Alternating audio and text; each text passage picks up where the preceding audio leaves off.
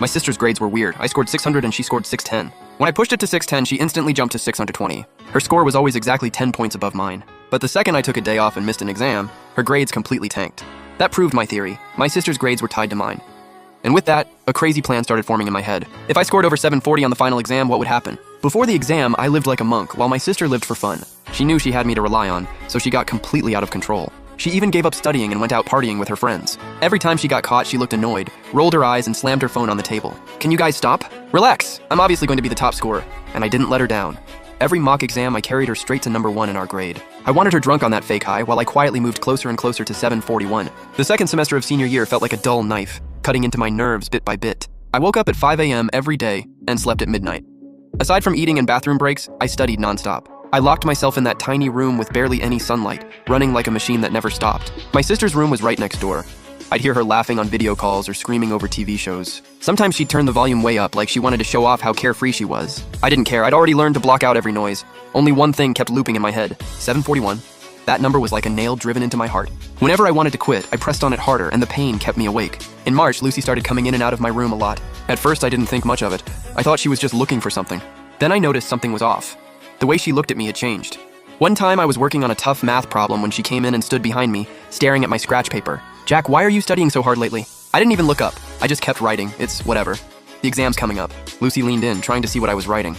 But you never worked this hard before. My heart dropped, but I kept my face calm. I sighed on purpose, put down my pen, and acted exhausted. Mom and Dad keep pressuring me. They said if I don't get into an elite college, they'll cut me off. Lucy relaxed. A little smirk even appeared on her face. You? An elite college? She turned to leave, but still had to get one last jab in. Don't overwork yourself, I'm still taking first place. I watched her walk away without saying a word. Once the door closed, I picked up my pen again and smiled. Good. Keep thinking like that. The more you underestimate me, the safer I am. But Lucy's suspicion didn't fully go away. After that, she kept trying to figure out how my studying was going. She asked which subject was hardest and what I could score on mocks. Sometimes she'd say things just to mess with me. She wanted to shake my confidence. I played along and kept my mock scores under control every time. I stayed in the top 5. Good enough to look normal, not good enough to make her suspicious. My real weapon stayed hidden, the hardest question types and the trickiest techniques. I only practiced them alone late at night. Then I tore up the scratch paper and flushed it away. One night I was working through competition problems when I heard voices in the living room. It was Mom and Lucy. I cracked my door open and listened. Mom said, "Lucy, is your brother working too hard? He locks himself in his room all day and barely comes out to eat." Lucy laughed like it was nothing. "What are you worried about? No matter how hard he works, how far can he really get? I'll still score 10 points higher. The harder he works, the higher my score gets, right? Exactly. My daughter's so smart. Let him grind, he's basically working for you." Ha ha ha. Listening to them, I clenched my fists so hard my nails dug into my palms, but I stayed calm. I quietly closed the door and kept studying. One night in April, I was in my room like usual. Then I heard a tiny sound outside my door. I listened closely. Footsteps. Very light, like someone didn't want to be caught. Then came the sound of the doorknob turning, very slowly.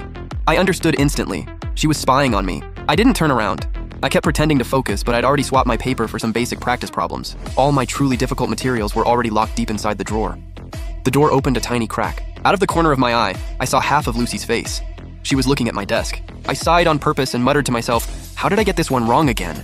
This is so hard." Then I closed my notebook and put my head down like I was taking a break. The door quietly shut. The footsteps faded away.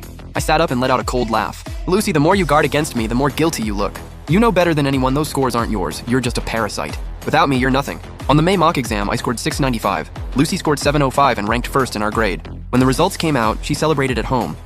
My parents fussed over her and said she made the family proud. The whole dinner table was filled with her favorite food. I sat in the corner, eating quietly like I didn't exist. Dad put down his chopsticks and looked at Lucy with pride.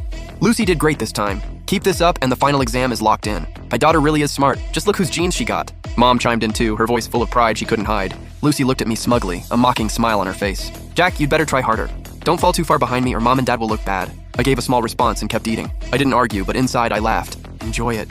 Enjoy every second. This is your last moment in the spotlight. That night, I lay in bed wide awake, running through everything that could happen during the 2 exam days. June arrived and so did the final exam. On the night of June 6th, Lucy went drinking with friends to celebrate early. Mom didn't stop her. She even handed her a stack of cash and said she deserved to relax. I watched it through the crack in my bedroom door. I felt nothing, only irony. That night, I went to bed at 8 and set my alarm for 6 the next morning. Lying there, I felt strangely calm, like a swordsman waiting to draw his blade. Tomorrow, all my patience would pay off. The next morning, I woke up on time, ate a quick breakfast, and left. Mom took Lucy to the test center. To me, she only said good luck. I nodded and said nothing else. I thought, this is the last time. After this, we stay out of each other's lives. My test room was in the old school building. I was assigned a seat by the window on the 3rd floor. Sunlight came right through. I sat down, lined up my supplies, took a deep breath, and closed my eyes.